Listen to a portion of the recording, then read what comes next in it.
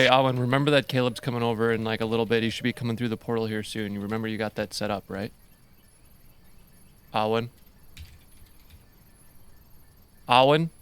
Hi, this is Awen. What? I'm currently undergoing a routine firmware update. What the fuck? Estimated completion time, 3 minutes. Are you kidding me? Or 7 galactic cycles. You know how these things go. If this is important, leave a message. No, I'm not leaving a message. Fuck. Caleb's supposed to be coming through like any second. What am I going to do? If you're going to do something like that, you should at least leave a note. Tell me what's going on. Okay, I have a lot going on, and I'd appreciate it. Some type of heads up so I can accommodate this. He's going to be here like any second. I hope that... Oh. All right, that sounds like a portal. Sounds like she remembered to do it. Fuck. Hold on. Oh! Hey. Oh. Sorry, come over here. Yeah, oh my God. Come have a seat. Come have a seat. Oh, my legs are a bit wee tired. Oh. Sorry about that. I was a little worried because you were running late, and I went to see if Awen had fucked up the portal, and she's busy doing updates, installing. So she's MIA, and Okay. so thank God you're not mincemeat now. Yes. My arms are a little tired. I flew all the way here.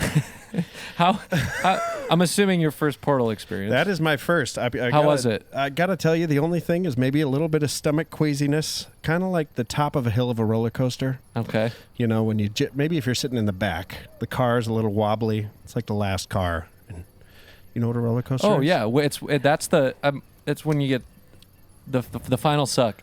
Yes. As it's called. Whips you over the top. Yeah, totally. Yeah. So beyond that, though, I mean, you know, pleasant and very interesting experience for sure. Oh wait, can you hear this? Can you hear these jungle sounds? Up Yeah, there? I can. Oh. What is that? Every time. Oh my! It sounds kind of freaky. It does. It's like, whoo, whoo, whoo, whoo. It's actually me. Oh. Well, to anyone who does not recognize this gentleman sitting next to me, this is Kaleb. Taking a little visit to Zynthera to hang out, a little vacation, make some music. Yep. I'm not going to lie. When you invited me, I thought I was going into like some kind of medical pill or something like that for, you know, Zynthera. I mean, I should really play that up instead of like, yeah, hey, just go to this coordinates in the woods and I promise it's fine. Or like, I need to give you like a pill and you have to choose. I think the red or the blue would be great. Yeah. I don't remember which one you're supposed to choose. One of them.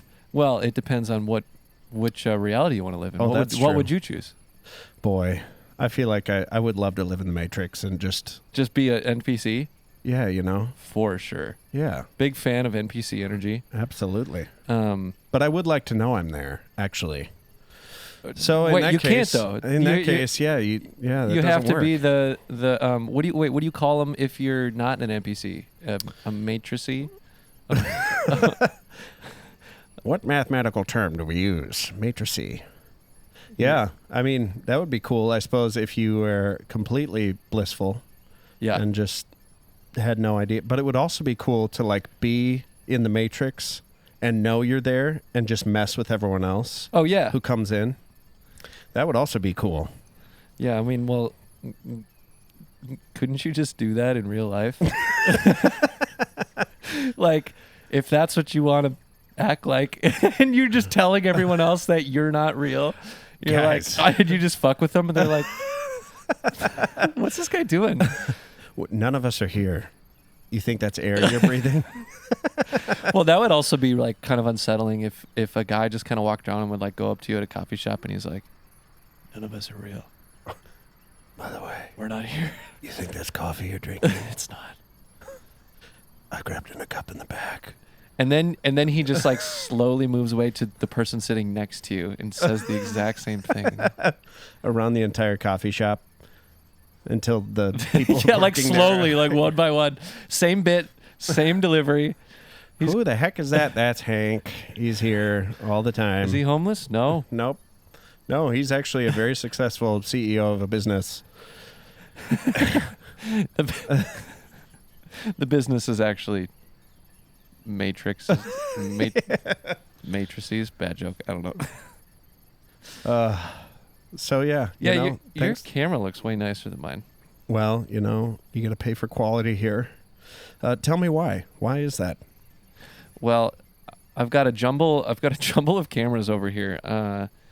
If you want the behind the scenes look here to anybody listening, you're gonna have to imagine this. But oh my word! Here's Look at that. There's no shortage of gear here in the ship, but yeah, you can't really see. There's a maybe I'll get the phone out for this and show it. Oh yeah. But from our viewpoint, we got 3 of these bad boys set up.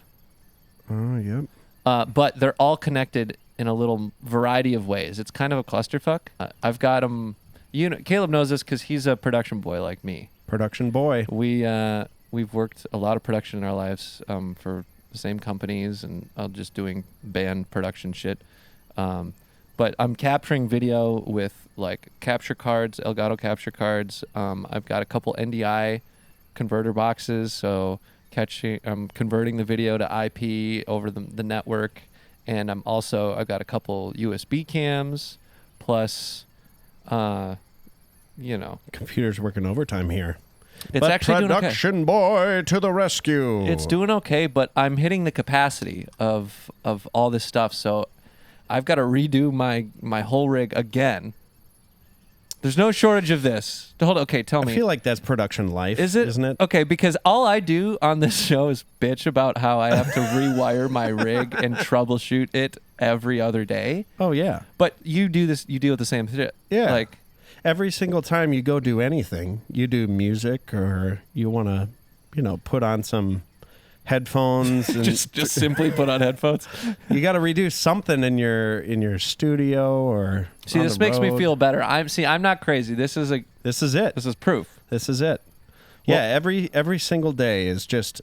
Can I do this better? Yes, I can. Yes, it is. Can I do this better and how? Yep. And that's how much does it cost? Right. And that's not too much. I'll just put it on the card. Put that on the Amex. Yeah. So I'm very much now at the point of this could be better because it's a little bit of a mess. And how do I make it better? And well, and you're the gaff king. So I am the gaff king. That's also got to be a thing for you is, how can you keep this well manicured? All the cables running the same way. Well, this is not a good example of. This actually isn't a bad. That's not bad. That's not a bad shot, actually. But if you were to see it from this view. Oh yes. Yes. This is actually. They're just perfectly out of sight over there, but they're running across the floor. That is not shit I like. This is usually it goes under the couch perimeter here. Yep. And then against the wall over there. And I run it all the way like that over the room until you hit this clusterfuck over here. That is the back of my... back of the rack, the baby. Back of the rack, baby, is brutal. All we need is some pipe and drape. That we can some tech drape over there. Put that up against the back of the screen. What I was thinking is I would love if I had a studio that had pipe and drape around the entire perimeter. Yeah. Or was even just painted black like a black box. Oh, theater. yeah. Yeah. Because I imagine it would feel bigger, like because you couldn't see the wall. Yep. And I would have all the same shit kind of hanging. Your mind would kind of like tune it out, so it would feel expansive. Yeah, that's interesting. Do you think that's accurate? Because I've also heard people say that black it makes rooms feel smaller, and white makes them feel bigger. White makes them feel big. That's what I was wondering. And actually, funny enough, I was watching this movie the other day where people get stuck inside of a white room. Everything is white in there. The bed. The lamp. How do they get stuck in there? It was this movie that like the premise is like you have to stay in the room and then after 30 days or like no, it was even longer than that. It was like a month. That is 30 days. Okay, so they sign up to be part of this thing. Yeah. They go, "Hey, I want to be stuck in a room," or do they not know? They sign up and then the prize is you win $5 million if you stay together. If one of you leaves, you only make $1 million. You sign up as a group? As two people. Two people. Yeah. Is it a couples show? Well, it was a fictional movie, I don't think they're actually doing this. If they did this is a I thought it was a reality show. Oh, that would be cool. Okay. I mean, that's what it should be. Okay. But anyways, I got the white bored room halfway makes you through. crazy, is the idea? I mean, I think, eating the same old slop that's just like a drink out of a cartridge too. Oh, yeah. Like that's not every good. meal, and then like it had like a bedtime and a wake up time. And then you can't do anything. Oh, in it was there. just monotony. Yeah. Okay. That would, yes. Yep. Not a fan of that. Nothing to do. I like routine, but I also like variety. Yep. So if I can sprinkle routine or variety within my routine, Yep. 100%. down with that. But Yeah. I don't know if I'd be into it. yeah, I don't know. Like this, I like this. I like the look of this. Feels a little bit like a sitcom. Oh yeah. Yeah. So and so enters in through the stairs, and the audience That's for sure applauds. Mr. Rogers' spot up there. Like he could walk in through there. Hello, neighbor. Wait, do And I then- have? I have a soundboard. you have a soundboard. Yeah, it's been a work in progress. Awen started it for me, and but I don't think I have. No applause. I've got a bunch of other miscellaneous things. Good smoky flavor. Oh yeah. Yeah, that good smoky flavor. Yeah. Look at this photograph. Well, that one's needed for sure. Shut the fuck up. Finger in, lick it. Fucking thing sucks. Do I smoke meat? I am your cool slutty daddy. Put your fucking hands up. So yeah, no applause. Okay, yeah. So we need to get the applause and then like maybe the Frasier. Yes, yeah. And then the applause to follow Yeah. when someone comes in. I like that. That'd yeah. be cool. That would Yeah. be cool. Most of these are just clips from Vine from forever ago. Oh yeah, Vine. Have you heard Vine might be coming back? No way. Yes, someone told me this. Someone who is into following that sort of culture. Yeah. Cannot confirm, but If Vine comes back, I might get back on the horse. it's easy. Yeah. 6 seconds. Yep. And they were funny. They were. Man, so good. I don't know. And well, here's the thing, because it was bought by Twitter, right? Oh, Back in the okay. day. Yep. So that means now, if it gets resurrected, then Elon's releasing Vine, which would directly compete with TikTok, essentially, Oh yeah. which is a whole interesting spiral of what An ifs. American version of TikTok. Yeah. And it's like, yes. we'll do it faster and shorter. Faster and shorter. Isn't that kind of his whole motto? He's like, 100% American. well, rockets to space and back, faster and shorter. amount yeah, of time. I saw one blew up the other day. Yeah, there's a lot of those that happen in space. Yeah. My ship almost blew up in You- space too. Yeah, It's insane. it's tough out there. You know what I thought of the other day? So I was thinking about this because I'm back from the land of 10,000 lakes. As you grew up, As I in. once, when I was a young warthog, yes, I was Yeah. up there. And it made me think about the fact that we're wearing these jackets and these coats that can barely withstand 0 degrees or colder. And yet, in the 50s sometime, we went into space where With Joe's it's jackets. like minus... I looked it up the other day because I was like, I bet Minnesota's close to as cold as space. Nowhere near. The coldest I think I've ever seen it in Minnesota is minus 65. The coldest in space is Wait, minus 65 in Minnesota? yeah, actual When? temperature. It was during the polar vortex of like 2018 or 19. Damn, I wish Awen was here so I could fucking look this up and not have to do it manually. I'm gonna double check. Yeah. I'm gonna pull that up, Jamie, just because I'm curious. Yeah. Watch, it's going to be like minus 20. 12. I'm going to be like, oh, cool. Spewing false facts. So anyways, Yeah, while you're keep, looking keep that telling me, yeah. up, I looked up the temperature in space is like minus 440 degrees or something like that, Fahrenheit. And I'm like, so these guys got out of a spaceship on the moon and were able to walk around in some kind of clothing, and yet my jacket that I have at home can't keep me warm in minus 20. I'm like, that's ridiculous. Like, how do we not have better technology for our jackets and our clothing? Do you think we do? They're just not being used because they cost too much, so the companies I mean, don't yeah, wanna that's fuck got to with be that? it, right? Because isn't that like, well, what kind of jacket do you have? A North Face. Okay, so I was gonna say North Face is supposed to be like keep you warm shit, right? And it's more expensive. Oh yeah, yeah. But maybe not. Also, you're right. Coldest it's ever been, well, -60 in 1996, February 2nd, in Tower, Minnesota. Holy cow! Do you know where Tower, Minnesota is? Somewhere near the top, I would assume. It is. Well, it's close to the top. It's not on the border, but it's like With a name like Tower, you'd think it'd be at the top. it's like near the Superior National Forest. Okay. So like take Duluth and go north like an hour and a half. Okay. Straight up there. Wow. That's Holy cold as smokes. fuck. Yep. I wonder what it was in 2018 then. It must have been like -50 something, and then with wind chill got down to like yeah. feels like -60 something. On similar notes, most snow recorded was 170.5 inches. 100 in one fall? Oh, I guess that's during the season. Okay. But In one still, storm, 47 inches. 40 that's 4 feet of snow. That's crazy. And then like you think about wind and stuff like that, cuz like that's The wind, the lowest point. yeah. And then if you get like a berm pushing up. Well, because doesn't it not snow below a certain temperature because it's too cold? Is that a thing? Well, probably. I suppose because your moisture point gets too low Yeah. or something like that, or the humidity can't thrive in too cold. I don't know. I don't know how that See, works. I'm gonna have to look. God damn it, Owen, you're really fucking me good on this one. Oh man. Can you? So yeah, I'm sure that's a possible, because we'll get those like perfect blue days when it's like -20 outside and it looks like it's a beautiful day, and you step outside and it is so shockingly cold when you go out on those days, and it just looks beautiful. You were right on your guess here. It was colder air holds less moisture, making heavy snowfall less likely at extremely low temperatures. Okay, there we go. That does make sense. So, yeah, it's got to snow.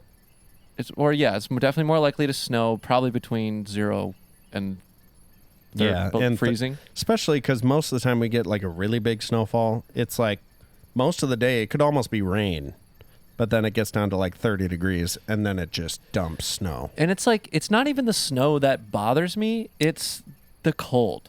Right. And I'm so glad to be in jungle territory now, because I was feeling myself just inch closer and closer to like, yeah, I guess I got to move further and further south in the United States. Right. Until you're at the very tip and you're down in mile marker 0 down in the Keys. Yeah. Is that where that is? I 0? think, yeah, mile marker 0 is down Key West, I think, is the lowest point, I believe. Oh, of the country? Or at least that's where mile marker 0 is. Oh, okay. I guess I don't know if it's that's where it southern. starts. Yeah. Yep. Okay. Interesting. God, we're really hitting you with a lot of facts today. Yeah. Wow. Well, true facts about America. True facts. Yeah, but even when I was living in Nashville, I was like, well, this is nice, but I think I need to go warmer. Yeah. Warmer. Yeah. And you're about to get there because you're moving from Minnesota. I'm moving down, yeah. To Nashville. And you said it was the cold? That was the last straw for you? Oh, man, yeah. I mean, I think aside from music, we're going to say the music stuff's implied, right? Yep, we all moved to Nashville for music. We get it. We're masochistic and... That's it. Got to be where the industry is. Yeah, we get it. Got to take your long shot chance that you're going to meet some celebrity on the sidewalk and he's going to say, come tour with me. Yeah, I'll change your life, son. Just so you know, I have the ability to change your future. Wait, I'm sorry. I'm going to tangent this before we get back to your Nashville move. Yes. Welcome to the show. For anyone watching and listening, Kaleb does a lot of voices really well. Ah, yeah. Will you give us a quick tour of some of your favorite voices? Yeah, boy. One of my favorites has got to be more like Peter Griffin from Family Guy. Always a fan. Hey, Lois. Really like Peter. I love to do Elmo. Elmo would love to play. So I That's a pretty good one.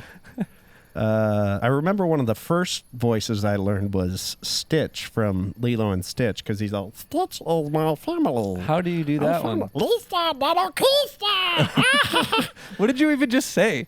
There was some. Is it a line? Yeah, it's a line in the movie. He like says some, vulgar phrase when he's basically like coming in on his spaceship and in for trial against all these alien people, and they're like, he's a terrible creation, and then he's like, Lisa, little Krista. And they're like, ugh. People are literally vomiting. So whatever the phrase Apparently must it's terrible. be terrible.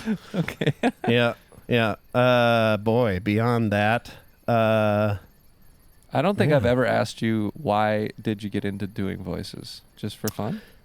yeah, I suppose when I was younger and I would hear him do it, it was just so cool to hear a random like voice of a cartoon character. And then once I found out people were doing this, it was like, what?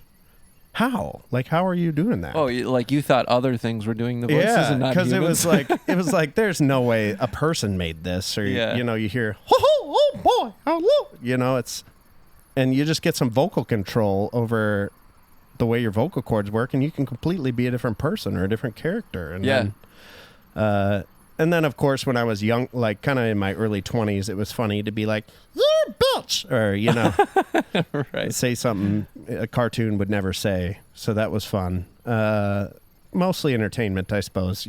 Talk up in class and say something and be a clown. Quality party tricks? Yep. For sure. Yep. It's that or magic are the only options for, for good party tricks. Yeah, and I was never very good with sleight of hand. It would take me so long to like do the card things where you're like hiding one on your hand and flip. I don't understand how people are so good at that. I had a brief magic stint in college because I had a friend who lived on my floor who was actually from my high school, is a year older than me, and he did magic like ever since high school. And so I would hang out with him and like watch him, and like we would learn tricks together, and it was like really fun, but didn't keep up with it past that year because I didn't live near him anymore. So Yep. I mean, how much of your life has been defined by the people around you? Dude, all of it, right? Right? Everything. Yeah. Well, I guess honestly, lately has been one of the first times where I feel like that has decreased because of being more in isolation, and like there's a lot of great things to be said about who you're around. Right. Sometimes you need the push and the inspiration and the hard truth and whatever. A lot of times you're no matter what, you're going to combat some bullshit that you're going to soak up. Right. So to not have any of that and be left to your own devices and have to like decide for yourself what you're going to do with your time, what do you what is worth pursuing, what ideas, what habits are you going to have, what time are you going to get up, like all this shit is actually a really interesting thing, because I feel like most of us get those rules set for us or by the people around us or our environment. And so like within the last like couple of years, I've like feel like I've had the least amount of influence from people outside nearby sources. me. Yeah, and the outside sources being like the internet, right? Because that's another example. Yeah. Of like where do you spend your attention, basically? Right. Where's your digital life and what are you doing with it? And because you're gonna soak that shit up. And for the first time, I'm kind of like a little bit of my own world. Right. Perhaps. Right. Yeah. nice. Otherworldly. Yes. So, of the same note, then, what do you think? Then moving to Nashville, hopefully, will provide you. Well, that's a good question. I feel like, living in America, It's hard. It's tough out there. Yeah. we have endless opportunity for sure at our fingertips. Some people would say still, I hope. And I think I'm on that train, but I do think it matters where within America then you're going to be. Because if I'm surrounded by nothing but steel workers, and I really want to be a trapezist. That's a tough life. I mean, I guess you have endless probably bars to swing from, in a steel plant. Yeah, but look on the right side. But at the end of the day, you're never going to be pushed by Steelworker A. Or that is his name. That's his name, Steelworker A. They just stopped even giving them names. Yeah, They're just there's too many. You're just a number to us. Yeah. This is up in the Steel Range, Minnesota. Yes, of course. yes. And so similarly, coming down here and being surrounded by people that are pursuing something similar of interest, whether it's just in the industry itself, even doesn't even need to be the same style of music, but it's people perfecting a craft. And for me, at the period that I'm in, I would really love to be pushed by others. Growing up, I didn't have musician friends. So if I wanted to learn a guitar part, it's like you're going to rent a video from Blockbuster that's like guitar riffs in blues. They had that?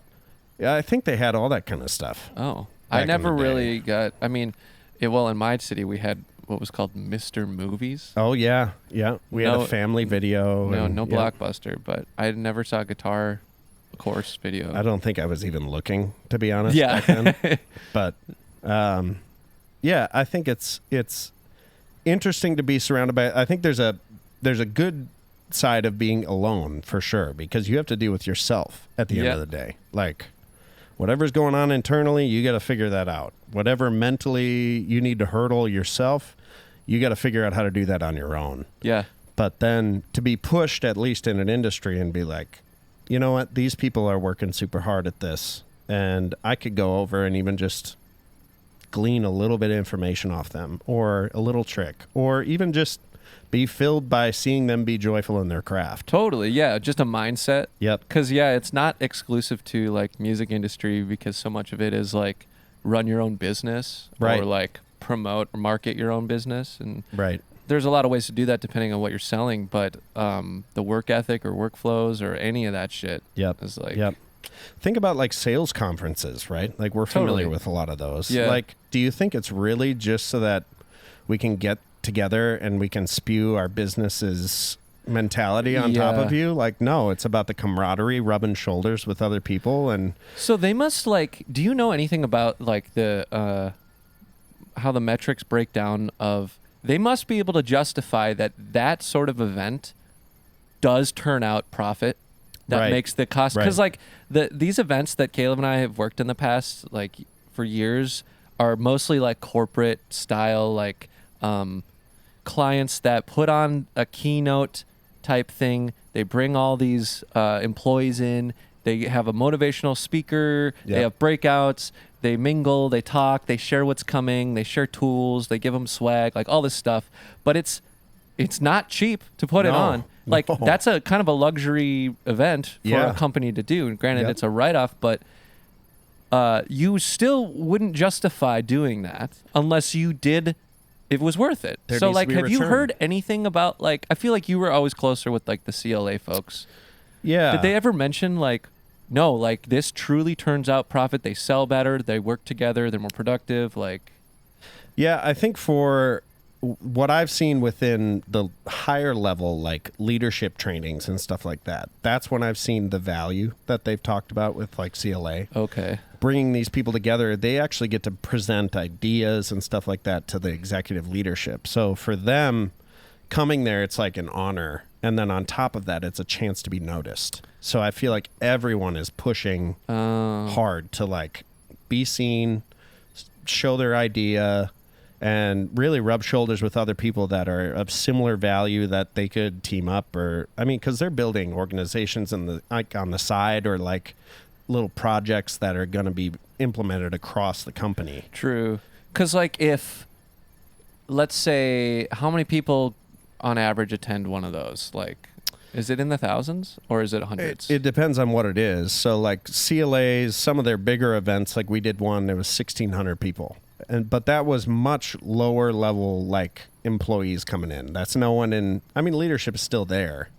But that's like, let's get everyone on board with the brand or the idea of how we do business. Right. And I see the value in that too, because if you implement your values and why you're doing things, isn't that what drives people, is the why? I agree. You know? I think culture is, like, the most important thing in a business. And, like, if what you're saying is the leadership is getting inspired to reshape or improve their company's culture or their branch's culture, and that trickles down, and, you know, because, like, 500 people go to a thing, let's say it's $1 million event, and if 500 people go and five leaders there got inspired or connected right and changed the way their company did stuff to improve their sales $100,000, in theory that covers half of the cost of that event. Right. So it's like 5's a pretty low number in that sense then. So you'd hope it'd be more than that.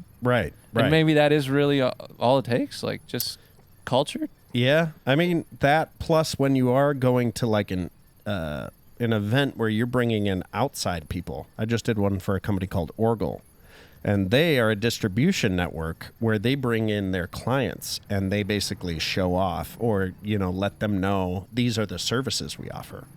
And at the end of that event, I guess it's huge for them every year. Really? And it probably costs $10 million for them to put this thing on. But if you think about it, if you can get, you have 800 people come in and you get 5% of that, and you can have 16 new businesses come in. Yeah. I mean, that's got to be an insane amount of revenue. Because what's their yearly net?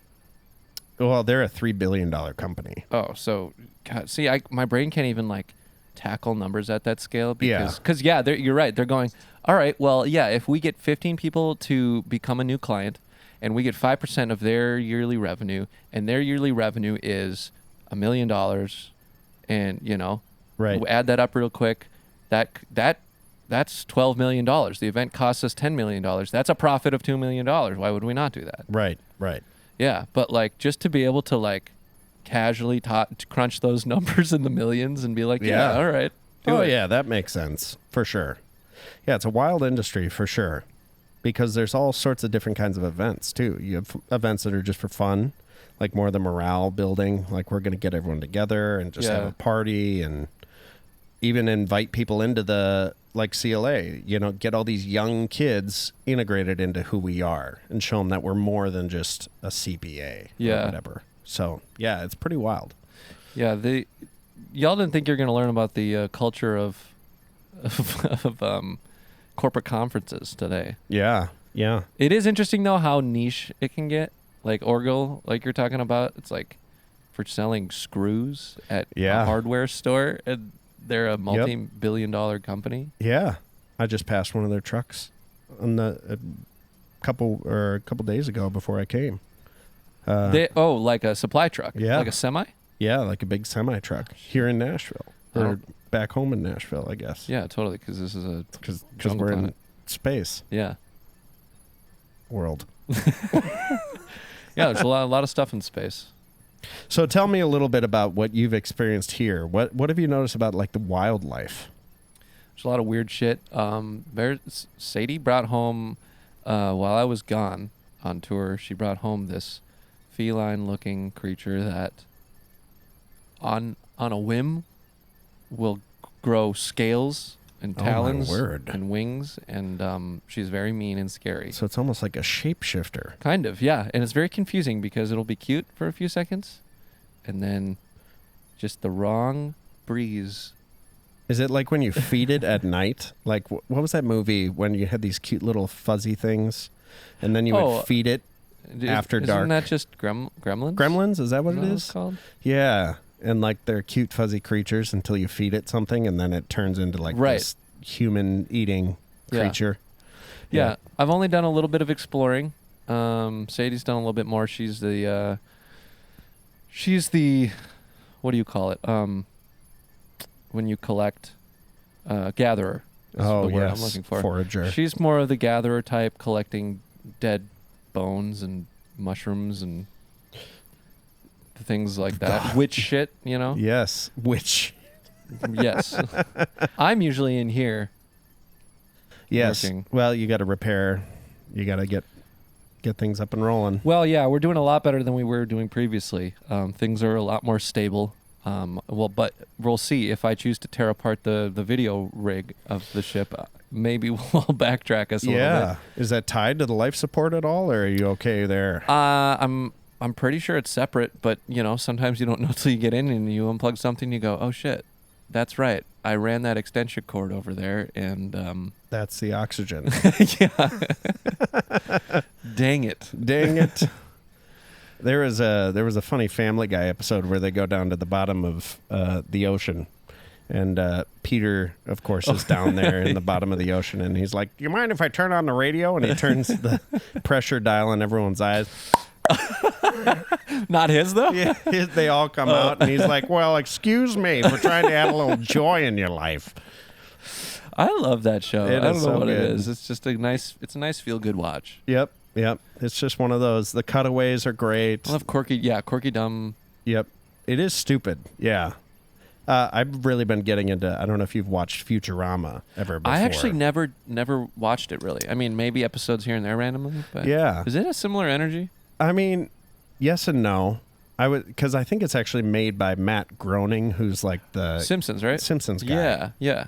And so some of the stuff in there, it's a little more witty than I would say. It's very dumb still, but it's like witty dumb or like science dumb, where they'll throw It's in jokes that nerds. are like, yeah, Maybe, for sure. Maybe I would like it. It's definitely one of those. I can throw that on and I'll fall asleep to that show for sure. Like you're just watching it and it's like the funny where you're like, huh. Just the self chuckle. Yep. Probably not like the laugh out loud, but man. I get some of those on Family Guy. I'm like, oh, for sure, crying. Yeah. Yeah. But I just love dumb shit. Like, I Think You Should Leave. Have you seen that? No. Oh boy. What is this? It's like a skit show. Okay. And it's made by Tim Robinson, who is formerly of like SNL background. Oh yeah. But the show he had before this was called Detroiters. And it's like identical energy, and it's so dumb, but he does these sort of bizarre, absurd shock factor, non sequitur like jokes that like are so out of pocket and unexpected that it's my type of humor. I don't know how else to explain it, but yeah, it's like his show is like, one episode is like 5 bits. Oh yeah. Yeah. Yeah. And so like he has like, for one example, hopefully I can explain this decently. As a man, when sometimes you go to pee and you get a little dribble on your pants. Don't I? Right? Well, the scene is him or a guy in the office walking by someone, and the guy's like, "Oh, did you like pee on yourself or miss or something?" Yeah. And this guy's like, "What?" Oh, and he looks down, and you notice he has like a little pee spot. And then Tim Robinson's character walks up and he goes, "That's not pee. Those are the pants." Yeah. And the guy's like, "What?" He goes, "No, those are calico cut pants. I know, I own a pair." And the guy's like, "What are you talking about?" He's like, "Calico cut pants. Look it up, calicocutpants.com. It's pants with little dots on them in the front because it's cool." And so eventually the guy's like, "Okay," and he walks away, and so he's left with the guy with the pee stain on his pants, and he goes, "All right, I just helped you out. Now you have to give some money to calicocutpants.com." And the whole time the guy's like, "What are you talking about?" But the way that Tim plays this character, and then you look up calicocutpants.com, and it's like a real website, but you can't buy anything on it. And it's all just, pants to make it look like they're just pee dribbled pants. Yeah. But it's like, who comes up with a bit like that? Who would come up? Like, I don't even know. But his character's always absurd, and that's why it's really fun to watch. So a little note on the pee dribble pants. My grandpa, as he got older and older. Big pee dribbler. He was. And he... Instead of, I don't know what the solution is, stand there and shake for 30 seconds. I'm sure that's part of it. We know what Good Charlotte had to say about that. Which is? Shake it once, that's fine. Shake it twice, that's okay. Shake it 3 times, you're playing with yourself. Those are the rules. I don't make them up. Those are the rules. So anyways, yes, my grandpa, he must have listened to that song. He's 3 solid shakes. And he, instead of, solving it some other way, he's like, well, that's why I buy black jeans. Because then you can't see. The man's a genius. It was genius. And he as crew guys, we wear black. So. Oh, yeah. I have no problem. I'll be standing in front of an executive and I've pissed half my pants. And they fine. have no idea. I could be peeing right now. All they'd see is just Well, you're wearing blue jeans, so I might Blue see. jeans today, so I got to be a little more controlled. But I would say it's that'd be the first time someone peed on my couch, but that's not true. that's not true. Well, technically not this couch, but I have had somebody pee on one of my couches in college. Intentionally? No. Accidentally? Yeah. Like woke up in the middle of the night and he's Yeah. like, whoopsie. Yep. Had an accident. And then same situation, peed on the coffee table, Oh, my thinking it was a word. toilet. Yeah. In your drunken haze at 4 a.m. or whatever it is. Uh-huh. I definitely remember a moment like that back in college. That you did? Luckily, so full story, I think we had PBRs, and I think we bought a 24-pack, and we got down, I think I drank 17 of them. Oh, my God. Something insane. And, we were putting them inside this huge, 40-ounce mug, so you'd put 3 beers in there, and then you drink it. And in the middle of the night, I wake up. I don't remember this, but my buddy told me about it. And he said, you went over to my guitar case and you lifted up the case and you pulled it out like you were going to pee. And I was like, oh, no. Well, that was him, actually. Oh. Now I think about it. I was just ready to go. And he's like, Kaleb. And I was like, what? And he's like, you're going to pee in my guitar case. And I'm like, fine. He's like, go to the bathroom. So then I went to the bathroom. Fine is such a drunk person. Fine. I won't do that thing. I'm glad you're a listener, though, because some people don't listen.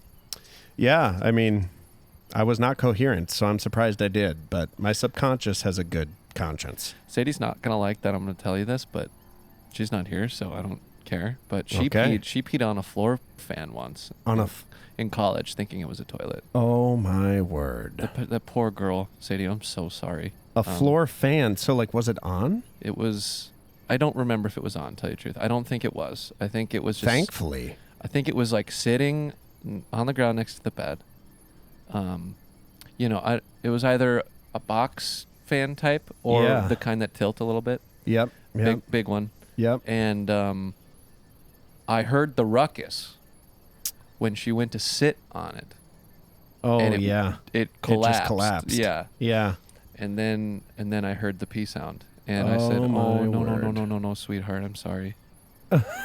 Sadie, I'm so sorry. Oh, man. It's a funny story. I think, own it. Yeah. Yeah. I myself have not peed in those situations. Yep. Yep. So I can't say I know what it's like, but... Oh, I mean, if we went through all the bathroom stories of when I was young, I'm sure there was plenty of moments. Yeah, right? We've all been kids in college. Yep. And yep. We do dumb stuff. That's all right. I did the other day. I saw a video of some guy that had to go super, super bad. I'm sure it was staged, but he walked into one of those Dyson hand dryers. Yeah. That's super powerful. Yeah. And then it just showed him peeing and then just straight up in his face. That's a good bit. Good for them. Yeah, that was a good bit. That was. Made me laugh out loud. Yeah, because sure. I kind of imagine that those air blades that you kind of put in it wipes it off with air is it's like a thin sheet of very thin but powerful air. Yeah. So if you were to try to pee through that, I just imagine it splat bounce. Yeah, yeah. It's like a surface. It's trying to I don't know. It's like a force field. Pee on a toilet with a lid on. Yeah. But then the lid is wind. The lid is wind? Bro, that's wild. Not to keep this on the same topic, but I'm because I just thought of this. Yeah. I hear a lot of men in the bathroom do this when they're peeing, this moan, almost exhale of sweet relief. Oh. And I don't understand because I don't. Oh yeah. Yeah. I'm a pretty big pee moaner for sure. You're a pee moaner? Oh man. Well, if I really have to go, if I'm holding it and I finally hit that sweet, sweet urinal and I get to just spray it, I'm just one arm on the wall, It could be I held a pee for 3 hours in the van, and I still won't do that. I just have never occurred to me as something that would. Does it help? I think it's just ecstasy is really all it is. It's just pure ecstasy. Yeah. I mean, that's got to be one of the best feelings is having like complete, like utter, you're in pain. Yeah. And you get to release that pain. Like imagine like you have a headache and you could just pee it away. That's how it feels. You have a headache. Well, it's actually because the urine has reached your brain and is filling your cerebral cavity. Is that a thing? Yeah, when people are like, I had to pee so bad my eyes were coming turning out my yellow. eyes. Yeah, Yeah. That feels like something your grandpa probably said. 100%. The amount of bathroomisms I have from my grandpa are insane. That's where you got the moat from. Oh yeah. Yeah. Pretty wild. This feels like the most boy episode I've ever done, and it's kind of nice. Oh yeah. Well, that's what I can offer. You gotta get it out sometimes. That's right. I feel like I'm not your typical. I lean. I don't know. I was gonna say I lean feminine, but I don't think that's the right. So you sit only when you pee? No, like my energy is like not hyper masculine. Oh, and right. I don't have a lot of like hyper masculine friends, so we don't fucking stand together and moan while we pee. So I don't know. Yeah. Do you pee in the woods? Oh yeah, I grew up peeing outside. Yeah, so I will do that. I actually dated a girl who really had a problem with that. Dude, some people do.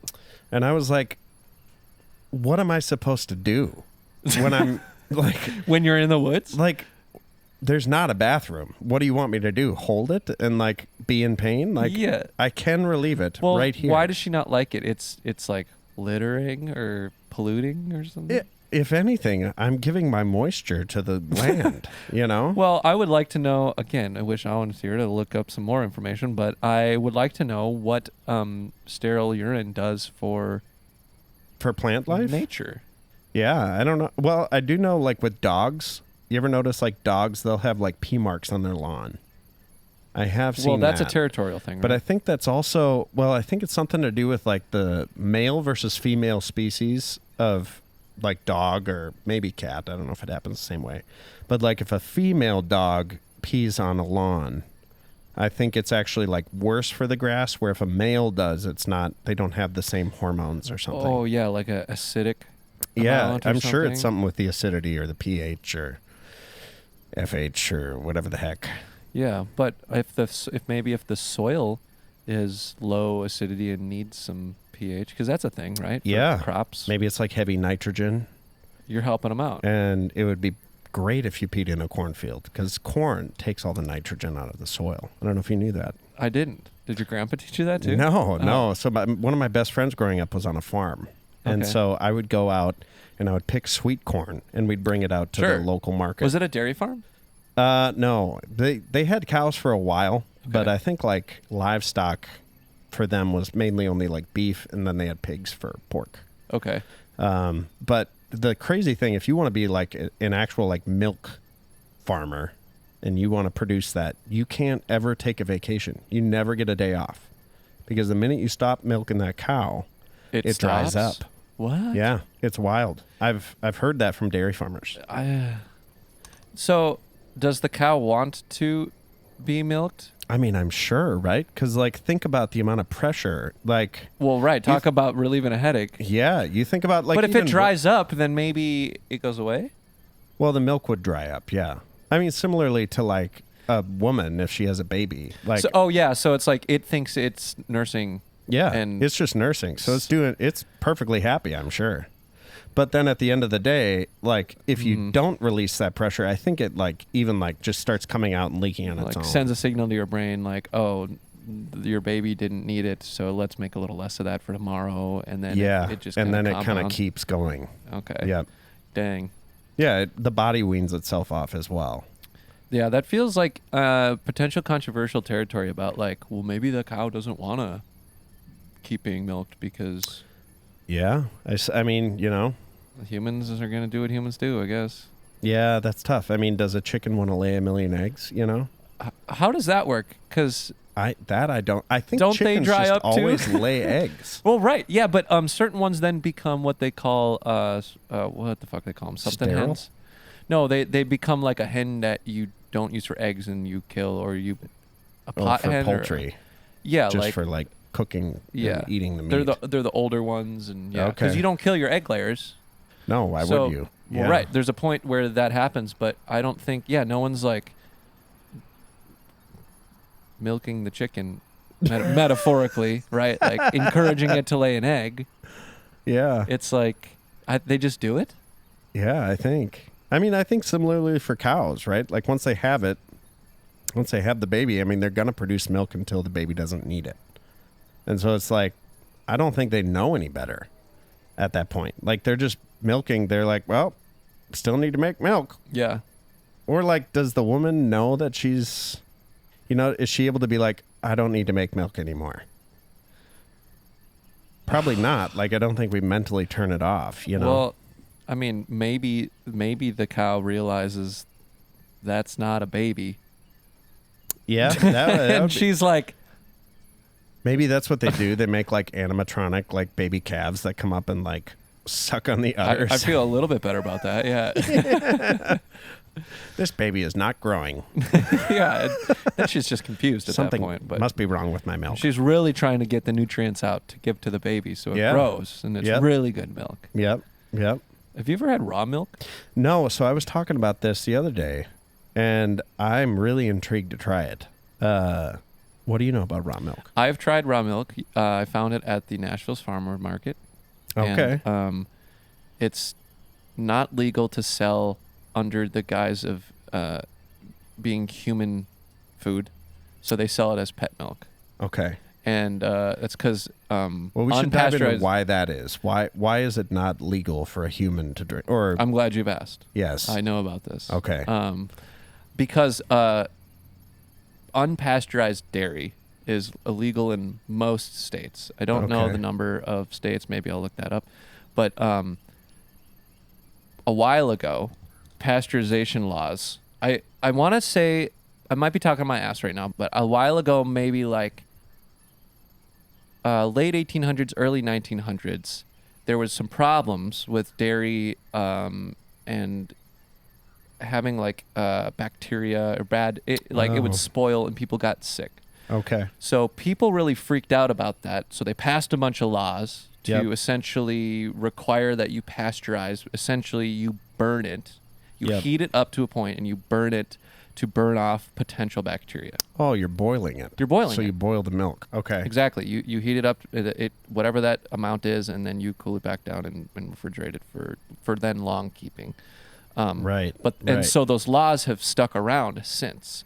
Right. And no one's really gone back and looked into that whole ordeal. And it's actually more of like a recent thing now that Yep. a lot of health conscious people are pushing raw dairy because of its benefits and because of all of the the natural bacteria that are Probiotic the probiotic type properties, factors. for sure. Yeah, factors. And I've seen stuff of people saying like this one guy said something about how he dug up, I don't know how old it was, or I couldn't tell you why it was buried in the first place, but he dug up this thing of this raw milk or kefir.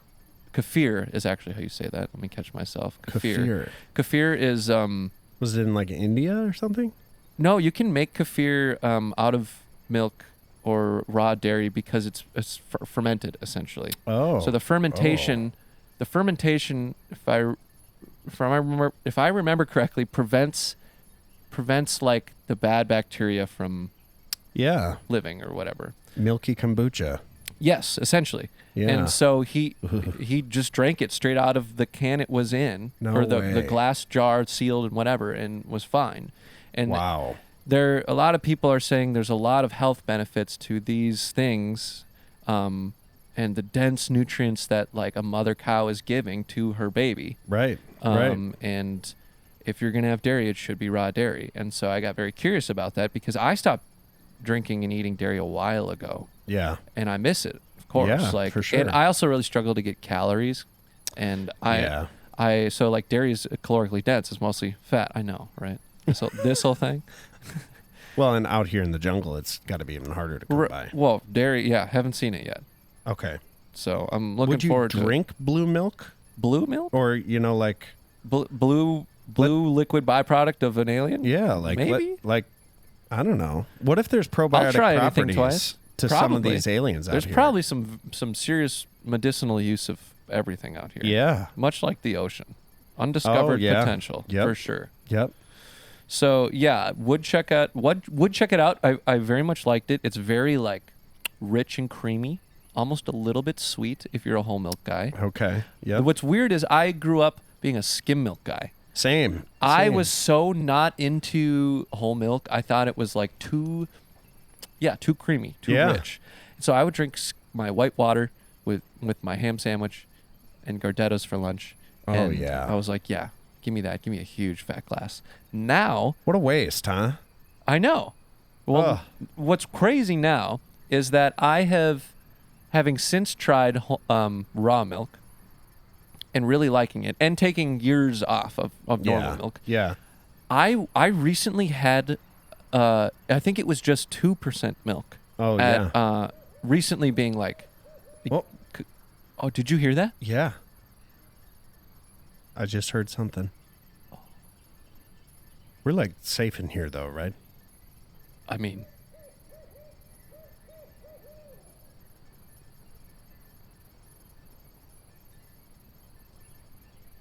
wow. That was kind of fucking freaky. Yeah, that was weird.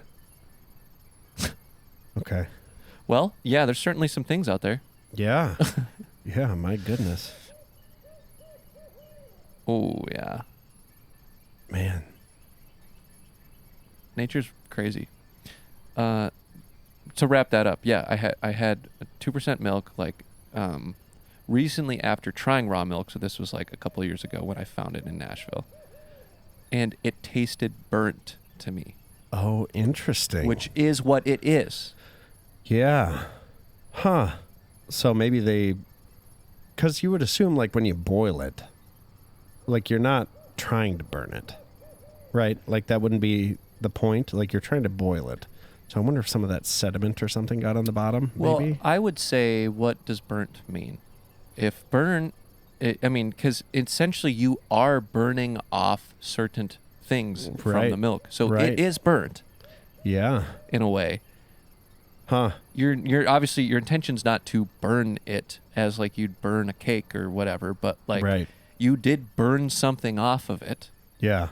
And so I couldn't believe that it tasted burnt. Yeah, to me. that's interesting. After having the real milk. Yes, it's crazy. So versus burned milk. Heavily suggest trying it. What I would actually do is I would put raw honey in it and mix it up, and it was like drinking ice cream. Oh my word! It was so good. That sounds so good. And that would be like my night snack. Okay. Like before bed, get some extra calories in, have a little sweet treat. Yep. So good. Oh man, sweet milk. I wonder if that's like what sweetened condensed milk. Do you remember that? Like I've never tried it, but I like your grandma would get a can because she's making fudge or something. And yeah, well, they probably came from the same world, right? Of like, well, like whether it was growing up on a dairy farm or something like that, they're drinking it straight out of the cow. Right. So they're not drinking the pasteurized milk. So they probably prefer that. Oh, for sure. For sure. Can you imagine cooking with raw milk? Like imagine making Alfredo. Oh my God. Out of raw milk instead, or raw cheese, yeah. Oh my word. Now that might need to be tried. You can find raw cheese at some grocery stores. Just look on the ingredient list. Okay. And it will usually say on every cheese pasteurized milk as the ingredient. Oh, so yeah. It will either not say pasteurized or say raw milk. Oh, interesting. So, and then those types of cheeses tend to be like really dense and like rich flavor. Yeah. They're not like, again, like kind of like a boring version of the same thing because you burned off its flavor. Yeah. Yeah. Not that packaged cheddar that you can buy that's like shredded. Right, which really doesn't taste like much. No, and I've heard that like there's plastic that can get in there, like when they're shredding it, like you can find plastic in your cheese. I mean, I'd believe that. But where is it coming from? Which I'm like, how do you like do they forget to unwrap the cheese block and they just throw it in a shredder and they're like, "Whoops." Well, wouldn't you think they would not use a wrapped cheese block to shred. That's Like what I they're would using assume. like a fat batch, and they're sending it through a mass shredder or something. Yeah, that's what I would assume. I have no idea though, so I don't know how plastic. It's gets all in there. hand shredded. Yeah, I mean, it could just be a ploy from the big cheese companies. You know, those Big dairy big dairy for sure. like big pharma, big dairy. What's crazy is apparently this is the whole pasteurized thing is a very controversial thing in the dairy community for farmers believe that it. don't want to do it. Okay. A lot of them are getting like gaslit and like being like from the other ones that do, and it's just like kind of like who cares? Like Yeah. burn it or don't. Like Well, it's got to. But you got two options now. Right? Like, Well, for sure. it's probably a cost-saving technique too. To be it like, can't be cheap to go heat a giant vat, like a giant silo of milk or something, right? silo of milk. Like Yeah, I pretty don't much. know. Like think of don't you do the same thing when you brew beer? You have to heat it, right? yeah, yeah. you I'd get the imagine wort. it's the same deal. Yep. Yeah, you heat it, and I think that's what activates the sugar that creates the alcohol. Right. Is that heating process? Have The you ever gone in- fermentation. Yeah, yeah. Right. The fermentation. Have you been in Like- those breweries that just smell Yeah, yeah. like wort? burnt hop. Yeah, it's that. Well, that's what they call it, is wort. But yeah. Oh, like- really? Yeah, it's like the mixture of malt and. Oh, that's like all and settled at the water. bottom or whatever. It's like the whole slush. thing that becomes beer. wort. Yeah, they call Ugh. it the wort. I think it's the leftover that they like take out and they put it in huge containers, and I guess they ship it off to like pig farms. To have the pigs eat. They have the pigs eat it. Because why not? I mean, it's probably good barley and Well, it's good if you want to fatten up a fat boy to eat. big old fat sow. Yeah, yeah. that's got to be like super calorically dense. Like, Oh, I'm sure. And I think it's still like slightly fermented, so I'm sure the pigs are just eating it, getting having a drunk. great day. They're just Yeah. like, oh, so good. Can't wait for more wort to show Oh up. man, hair of the dog right here. You want to get a pig fat? Give it some raw milk too. Yeah, yeah. Have you had? I've been getting into cooking lately, and Big fan of that. Yeah, I made an authentic carbonara, which Sure. is like a classic Italian dish that's made. That's a with, great like, dish. kinda Well, that's with egg and yolks. yeah. But you use this meat. It's called guanciale, and it's pig cheek, which I thought was so weird. Why so it's cheek? Is literally- it tender? I don't know if it's just like the fattiness or the oiliness of the cheek. Guanciale sounds a little like Hispanic. Well, and I wonder if it's from like guanciale it could sound kind of Italian too, you know, because Yeah, that's Italy true. and Spain Yeah. are both so close. But yeah, that, and then you use a cheese called pecorino, and that is like a sheep's milk Parmesan.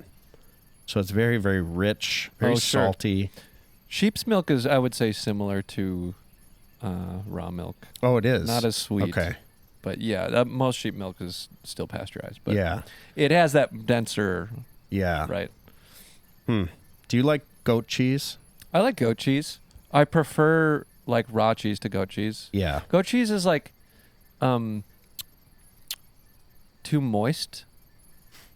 I could see that. I like a dry cheese. I find it has that like funk it has taste funk. to it. There's like it's very strong flavor.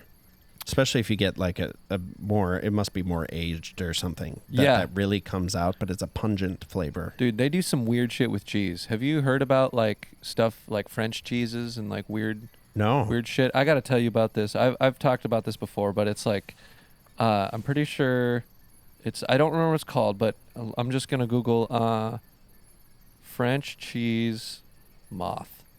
Moth? Yes, it's called Like a flying moth. like an insect. Okay. It's called whoops. Struggling over here.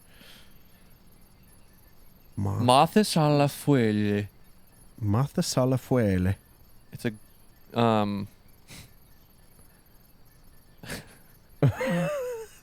I'm making sure this is PC before I. Yeah. Is this the right one? Hold on. I don't know. Moth salafuele. That doesn't sound French. That sounds Does that sound Spanish? So yeah, somebody told me about. No, it sounds Italian.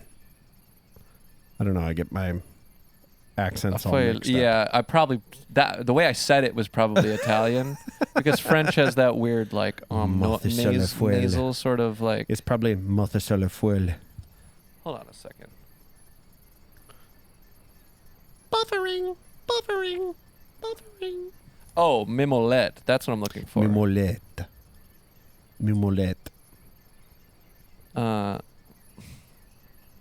Montesole Fuel. Mimolette. I'm going to put those in a phrase someday and can be like, you put that in a song. Montesole Fuel. Mimoflet. And they're going to be like, wow, you speak French? And I'll say, si. I do. Oh, maybe it's not moths. It's mites. Mites? Ew. That sounds even grosser. Yeah, so it's this like really bright orange looking cheese. Oh my gosh. Yeah, look at that. It's That looks like and it comes in this ball. I thought this was I thought this was the moth one, but it looks like amberish, like almost like sap. After like that really rich orange sap. Totally, yeah. So it says it's a mite-ridden cheese produced in Lille, France. Cheese mites living on the surface of the cheese contribute to its flavor and gives the cheese a distinctive appearance. Okay. Mites are intentionally placed on the cheese, and the action of the mites gives the cheese its grayish color and crusty appearance. The action of the mites, like they're getting it on the cheese? This is I thought it was moths. Moths is not nearly as fucked up as mites. Mites sounds like mites are those tiny little like bedbug looking things, Yeah. right? Yeah. Like they look like aliens. Oh, you probably have mites here. I hope not. That would be terrible. Yeah, but I've had it. You can buy it at like the store. Like I could buy it at a normal grocery store, but it comes in this like literal like looks like a stone ball. Okay. And it's got it looks like a cave, like all these little like pockets, and it's grayed out. It looks like a large chunk of gravel, and then you cut it open. It's this like bright, dense orange, like looks like honeydew melon type. Yeah. Cheese, and yeah, it's oh my word. They put the bugs on it, and they're like, go make this cantaloupe cheese. Yeah, it's fucked up. Now I need to know what the moth one was that you were talking about. I couldn't find it. This is the one that looks like what I thought the moth one was. So maybe I just misremembered moth and mite or something. Okay. But I need to know, what are the most fucked up cheeses?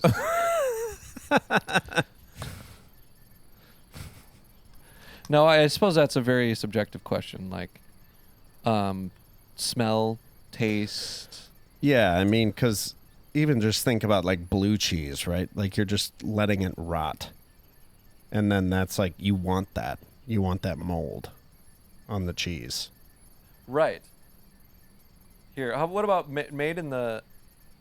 What cheeses are made in the weirdest way? Yeah, there you go.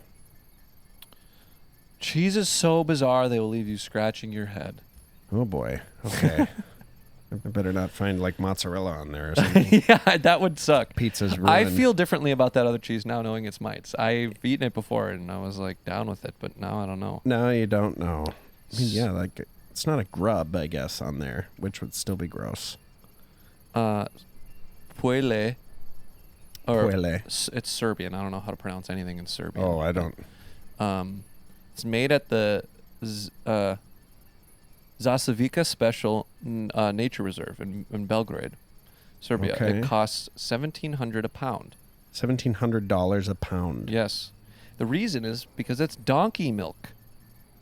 Donkey milk. Yeah. That just sounds wrong. Yeah, and it takes around 25 liters alone of donkey milk to make a mere 1 kilogram of white, crumbly cheese. So like goat, kind of. So it's ass cheese. Yeah, ass cheese. It's literal ass cheese. Literal ass cheese.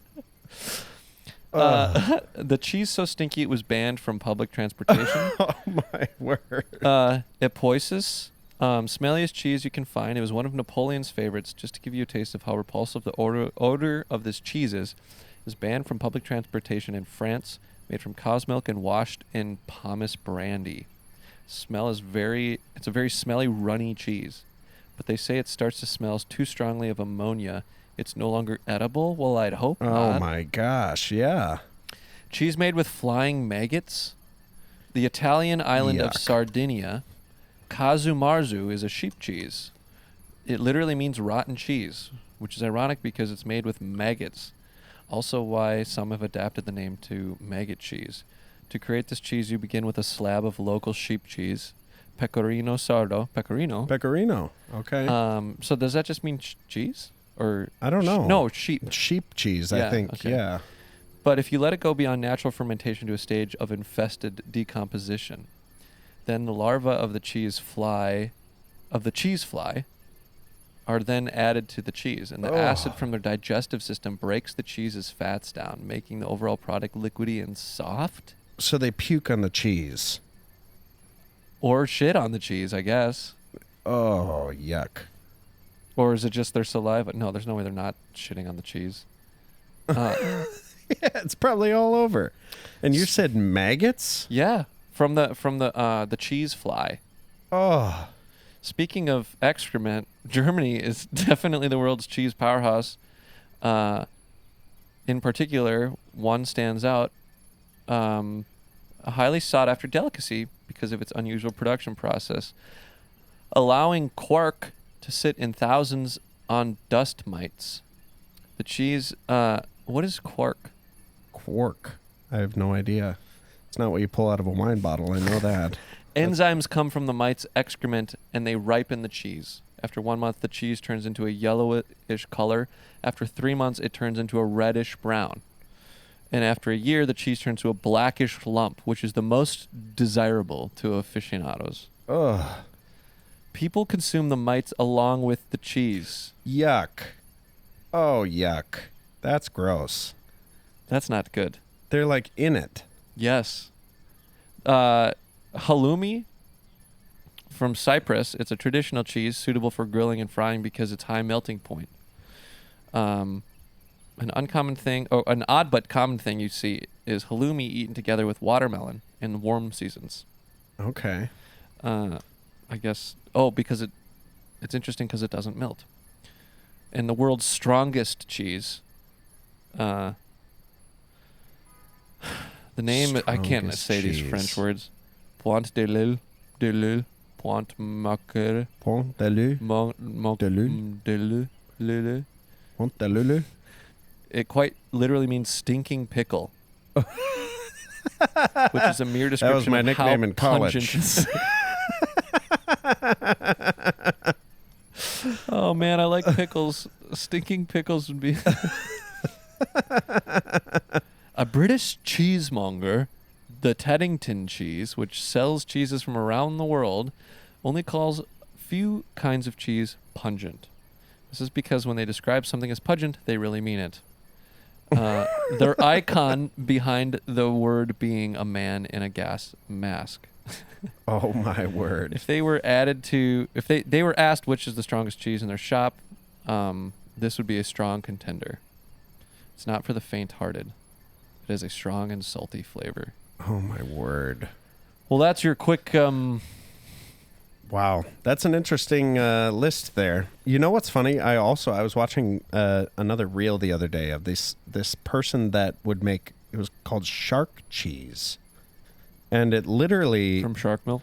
They take these poisonous sharks, like the meat is poisonous to eat, and they catch them and they put them through this huge like fermentation process where they like store them room temp in a barn until they start rotting and they seep out all this like disgusting water. Then they take them and they like dry them for like... Is this in Asia? A month. No, Where it's in like Alaska or somewhere like that. What the fuck? Yeah. And then he like is cutting off the pieces of this cheese and it's like perfectly white meat, but the outside is all like, like decayed and rotting. But then the inside apparently is like this really pungent, they call it cheese, but it's meat. It was weird. So the rotting or the bacteria made it edible? Yeah, somehow like that fermentation process. Like if you ate it, I guess it has like cyanide in it. So if you ate the shark's meat before, you just die. Dude, shark cheese, the perfectly white meat. That's crazy. How do you end up finding that? I get the weirdest videos when I just sit and doom scroll. Yeah, I gotta get more on the internet to see. Yeah, I don't know that you need to. It's a dark hole. I find I've been trying to like stop myself from the doom scrolling. The only way is to take it off the phone. That's the only way I could find out how to do that. Yep. Which is tough. So then running a business, how do you run a business while not having it on your phone, you know? I've thought a lot about this, of course.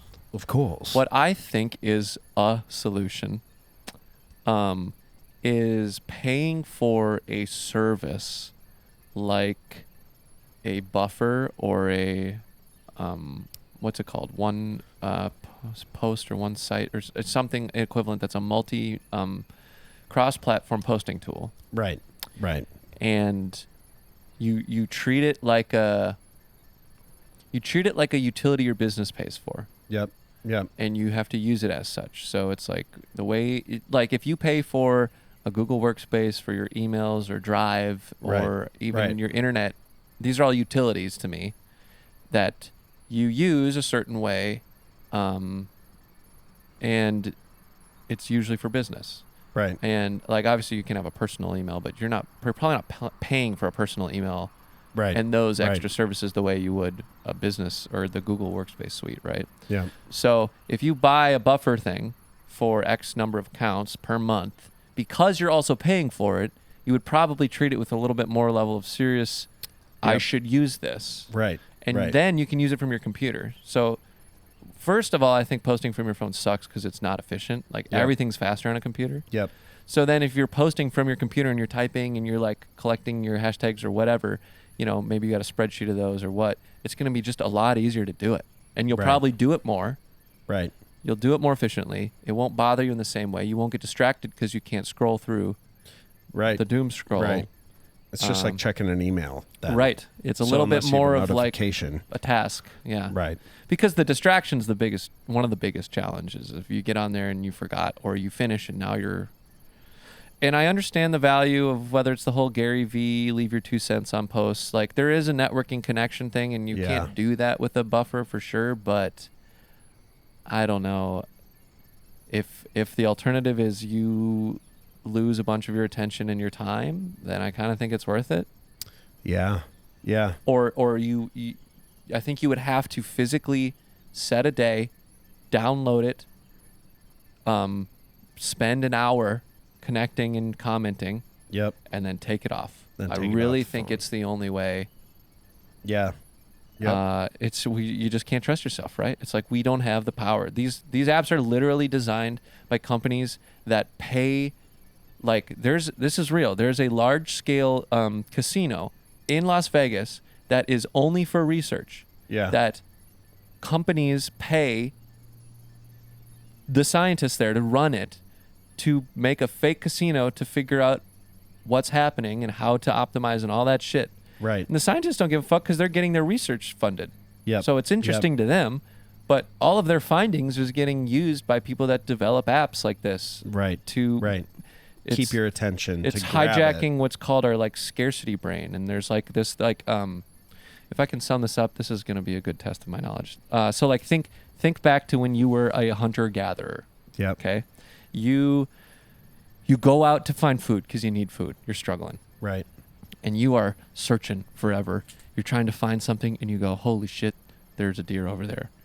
I'm going to try and kill it. And you're like locked in and you miss. You're like, fuck, now what? You got to keep going. And so there's this cycle of this, your brain doesn't know what's going to happen. Right. And then so like you don't get rewarded. And then eventually you get rewarded, right? Eventually you get the deer or you get some berries or whatever, and you get rewarded. And because of the unknown factor of that, and then getting replenished with like a dopamine like success, it like completes this cycle that your like literal like your caveman brain it's baked into our biology through evolution. And so that's like what scrolling is, or like pulling a slot machine lever is. You don't know what's going to happen. You don't know what's going to happen. Right. Something happens. Oh, you thought it was going to be something and it wasn't. And part of this is it needs to be easily repeatable. Right. So and then suddenly, you find something that stimulates your brain the same way like getting a kill or finding what you're looking for is. Right. And you get it, and then it completes a cycle, and you're like right back in, and your brain literally can't stop itself because it thinks it's like looking for what it needs to survive or something. It's almost like fight or flight in a way, kind like that similar kind of mindset. I'm probably butchering the actual definition of what's happening, but essentially it's like hijacking your scarcity brain that we can't control very well. But it's very fight or flight level psychology shit. And it's like, that's why I'm like, well, I can't really control it, so I guess I'll just get rid of it. Yeah. Now, granted, I'm not posting at all, so like really any short form, anything. Right. So fuck me, I don't know, but I've been really trying to figure out what to do about it because I think there's value, but I don't know. Right. At the same time, your mental sanity matters. It does. And your efficiency. Like, well, yeah, I'm more productive and efficient than I've ever been before in my life. Right. And the last thing you want to do is burn your good energy scrolling through garbage. Yeah. That isn't moving unless you it's forward. shark cheese. Unless it's, I've learned many random dumb facts. That's for sure. Plenty of that. Plenty of cooking ideas that I'm never going to do because they're using ingredients that I can't afford. Yeah, shark cheese. Shark cheese being one of them. So you ever had a shark cheese quesadilla? Yeah. And you got any of that shark cheese back there? What? Shark cheese pizza, please? Apparently it was really pungent, so I don't think you'd want it. Yeah, I hear that's bad. Yeah. Yeah. None of that pungent stuff. Yeah, you got to protect your attention. For sure. Yeah. And everything is trying to grab it these days. Absolutely everything wants your attention because they're chalking it up to $1. Yeah, totally. Everyone is, doesn't it feel like everything is grabbing for the money out of your pocket these days? Like everything's an upsell, everything's a subscribe, subscription, a tip at the end of freaking buying a pack of cigarettes at the gas station, and they flip the screen around. You want to add a tip for 20, me? Yeah. 25, 30? It's like, what? I know, and I feel weird about like, how do I validate selling whatever it is I'm selling? Yeah. Like, be in a world where people are constantly being sold to, and I think they're a little sick of it. They're a little overwhelmed by all those subscriptions and constant things of other people online trying to get their attention and sell them something. I kind of don't want to be part of that. I don't want to be associated with that. Yeah. So I'm like, I mean, most of my shit is free online. Like, there is if you want to buy merch, sure. If you want to buy, if you want to buy my like sample pack, sure. But also, it is free if you look for it. Like, for those that want to look for it, I've made it free. Yeah. Yeah. But if you also want to support me, cool. But I don't want to paywall everything. Yeah. And I understand at a certain point, I got to figure out what the fuck to do about that. You got to eat, man. Yeah. My grandpa used to tell me a story all the time about how he had this mechanic that he would always go to. He was the cheapest guy. He would always do a little extra, but he would never charge enough. And my grandpa would tell me this story, and I'd be like, oh, it sounds like good dude. Like, you used him for forever? And he's like, yeah, until he went out of business. Because he was so giving and so willing to, like, give everything up that the guy down the street that charged a little more eventually is the guy that outlasted him. Yeah. And so it's one of those things where, it's a little bit of a two-edged sword. Like, I hate the idea of monetizing everything to make someone have to pay for it. But at the end of the day, the whole name of the game in the music industry is really longevity, right? Or any industry. Right. It's like, how long can you do this? The whole point is we don't want to do something like we want this to last until we retire. Yeah. And then maybe even beyond that. Yeah, that would absolutely. be great. The sustainability is like the biggest thing for me is like, I need to redesign this to work so that I don't burn out. Right. And part of that is income, for sure. Yeah. Yeah. And part of that is not posting all the time because that's not sustainable. So like, I don't know what the fuck that means, because if I don't post, I can't market to products to sell to make money. So I Right, guess right. I don't know. Yeah, it is interesting thinking about like, because as a band or a music guy, like how many gigs are you playing where you're like not even making anything? It's Yeah, most of the gigs. It's like, oh, this is for exposure. Yeah, or pay to And play shit. It's like, okay, but at the end of the day, like, it maybe shouldn't be this way, but I work harder if I know I'm getting my cut out of it. For you sure. know, like, Well, I got offered to play a show in Nashville a couple of years ago, and the pay was like, it couldn't have been more than $200. It was at least 100, 150 to open this show. And I was like, so if tickets are $50 and I brought 5 to 10 people, right. I'm essentially not incentivized to bring more people because I don't see any amount of that money. Right. Like, no, why would you? And if I brought 10 people that bought a $50 ticket, that's like enough money to pay me more and you still make money. Right. And that's Right. only 10 people. So like, Yeah.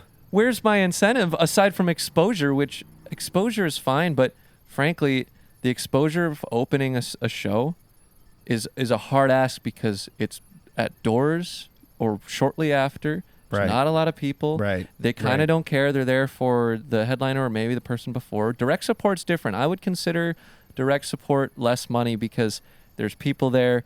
Their attention's more drawn to who's next. Right. Right. I have an opportunity to like catch some eyes, but man, I don't know. It's a hard ask to get someone to do that and really not pay them at all. Yeah. Yeah. I mean, the amount of shows that I've been to that it's like, hey, when should we go to that show? I know it said doors are at 7:30. Okay. Oh yeah. Do you want to go at 9? Yeah, let's fashionably arrive late for sure. Like, I know I'm not the only one, and I'm in the music industry. Right. Oh God, dude. I'm curious to see what you think of going to Nashville because Nashville shows are very interesting because of everyone. Most people attending are gonna have some amount of involvement in the music industry. Oh yeah. So the way the shows are just different. Okay. You know, it's a lot of. I mean, I don't know how you are, but when I go watch a show, I'm often studying. Yeah, trying to learn. I want to know what they're tactics, doing, tricks, what's up there, what production is there. That's how I am a little bit. What's the art? How's the artist set flow? Granted, that's a personal problem that I don't always enjoy the set, but I think a lot of people do that when they're trying to be serious about the industry. But if you work in music all day, you're a session player, you're a producer, you're an engineer, you're mixing, you hear music all day. Yep. And then you got to go to a show again later. So you've been doing this for 6-8 hours all day. Right. And then you're going to go to a show. One, how into it are you going to be? Yep. You're kind of already not want to be there. You're a little burnt out on listening to things. But yeah, then again, it's just, then put the other side of the industry of the scrutinous. Like, whereas I'm more of like a study, not scrutinized, but a watch, learn, study. Whereas then there's the scrutinous types like, well, what's the big deal about you? Like, why are you doing so well? Yep. That wasn't that good. You know, it's mostly projection. It's coming from a place of that person wanting to like test their taste or their knowledge, or maybe they're an upcoming artist and they're like, well, why this song's not that good? My song's Ours better. is better. Right. Yeah. But and so you get this weird mixture of music types, industry types, and then a few fans here and there, of course. But like the shows just vibe different. They're a different. That's world. interesting. Yeah, it'll be cool to see that. I've gone to a handful of small like artist rights. They're playing with an acoustic guitar, and they're in some like a round. Similar.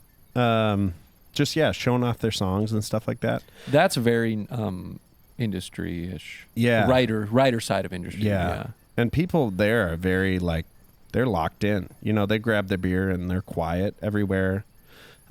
Which is so different from what I've been used to lately. Like, we've done a lot of like the breweries and stuff like that over the past few years. Yeah. And that environment has got to be one of the most toxic ones to like stay in. Brewery's tough because I did a brewery once years ago in my band, and it was background music. Yep. And it's like, you're there and you might make, some breweries can shell out, you know, upwards of $1,000 or more, depending on like if you're bringing a full band, and So at the end of the day, you're like, I mean, I guess we can make money, but Yeah. was it worth it for us to sit there and be background music? Well, yeah, you got to value your time and energy. Yeah. Yeah, and the whole exposure thing. Yeah, was that exposure? Right. Yeah, and I think we've had some breweries that blow us away. You know, people pulling up chairs, and they are there. They want to hear it. I played this one out in Fruita, Colorado, which is like the far west y'all side. were hauling all the way out there to play a gig. Yeah. Wow. I went out on a small Colorado run by myself before we brought the band out. And so I was out there solo.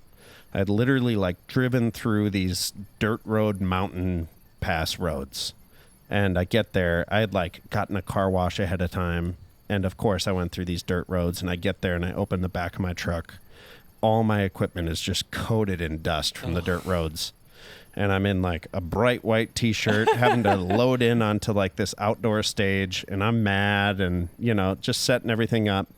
And that show happened to be the one where people are pulling up their chairs and stools. I'm playing solo acoustic. I'm thinking, why do you care?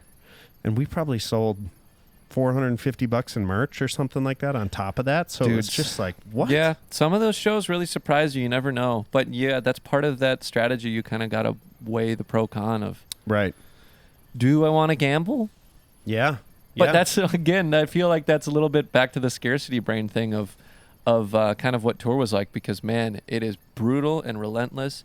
And I would put up with so much bullshit for 30 minutes on stage. Right. Just to let loose. And every now and then you would get a show where the crowd was absolutely nuts. And you were like, holy shit, I'm doing it. Yeah. And you just never knew. Yep. It's like pulling a slot machine lever for sure.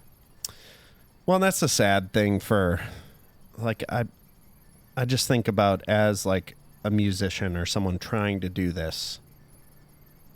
It's funny when I have like kids be like, what advice can you give? And I'm like, find another career, man. Like, yeah, ask you that a lot. I'll have people ask that quite a bit. Like, you know, at shows or yeah. And it's really hard for me to not just tell them that and be like, look, I don't know. I do say this. I say it's not for the faint of heart. Like, if you honestly cannot grind for the next 10 years and possibly see nothing, then this probably isn't for you. Yeah. Because the reality is that's 99.9% of the industry. I feel like that's good advice to give someone. Like, be ready to work really, really hard. Yeah. And make sure you know why you're doing it. Yeah. And then find a good job that you can do on the side. That's almost what I tell everyone. That took me a bit to, because I was doing that, and then when I moved to Nashville, I was like, I mean, I found like jobs to do on the side, but I was very much trying to push the other thing being more of the income. Yeah. And it put too much weight. Yeah. On everything, and I mean, lose the joy of it for sure. Yeah, I had to really stop thinking about it that way. And there's a book I often mention by the writer Cal Newport. He has a book called Be So Good They Can't Ignore You. And in that book, he strongly advocates for finding a job that is like not, that is different from the thing you're trying to. Yeah. Because it lets you actually get so good and not have to worry about the other burdens like finances that get in the way of you being so good. Right. You know, like if you want to hone your craft, to have financial freedom, I mean, you still have to bust your ass to like spend the time honing your craft and balance it amidst another job. But if you have the financial freedom, and maybe that part of that is have the money, take the time off to spend some like deep work time, because his follow-up book's called Deep Work, which he very much believes like set time aside for deep work to dig in and hone your craft. Because the type of shit that comes from that work is unique to deep work. Like you don't get that other ways. So like to have the flexibility to then go and do deep work yields way better results. And it took me kind of a bit to like accept that. But I'd say the other part of that was me like seeing myself differently as a creative as a whole instead of just musician. Yeah. Like that was a big one for me. I realized, I just like being creative. Yeah. And there's a lot of things you can do with creativity in a lot of like fucking everything basically. Right. Right. Like putting on a show for Orgel is like a creative puzzle. Yep. In every layer of it, the logistics, the production, the producing the show flow and the acts and like the music, it's like everything. There's a creative approach to it, and you can do that. And if you enjoy that, if you enjoy solving that puzzle, then you're fucking great. Yeah. Yeah.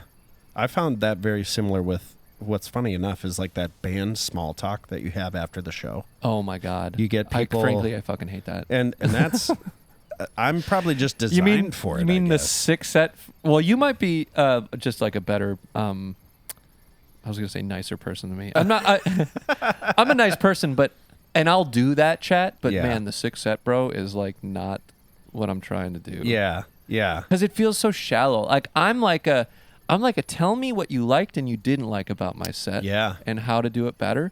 And then let's talk about like personal shit and like what you're struggling with. And like, let me get to know you. Because if the only thing you talk about is, decent turnout tonight actually. Yeah, I thought it was gonna be worse. And like, what the fuck are we doing? Like this is not helping any of us right now. Yeah.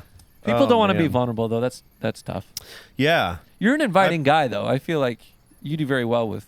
Yeah, I really enjoy that side. But I think what's funny is that deeper talk that you're talking about. I think sometimes it just naturally comes up in the middle of that too. Yeah. Where I get to dive in or, throw in one little thing. I mean, I talk a lot about my grandpa, so I pull him into a lot of different sides of the conversation, and I can be like, well, he passed away. And, we can talk about the struggle that we've had in our life. And eventually we're talking about a lot deeper stuff. Totally. But what's funny is in the production world, I found that that's actually been extremely beneficial for talking with clients. Totally. Yes. Because then all I'm doing is it's almost a unique position because at a show, right, you're at the top. You're top of the food chain at the show.